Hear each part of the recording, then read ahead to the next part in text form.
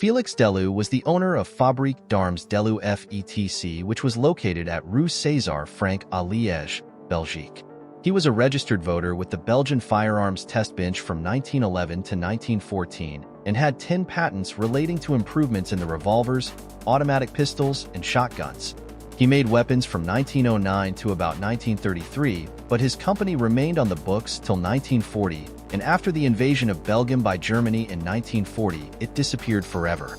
Delu produced 2 models of automatic pistols in 25 auto. Externally, the only difference is the handle safety.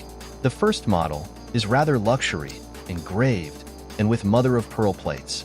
The only feature of note is the short grip safety, which protrudes rather sharply from the upper rear of the grip. Some examples have been seen without any form of grip safety at all.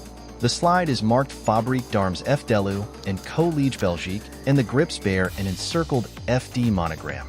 A characteristic feature of this pistol is its thinness. The ejection port lies in the top surface of the slide. Some guns lack the otherwise customary automatic safety.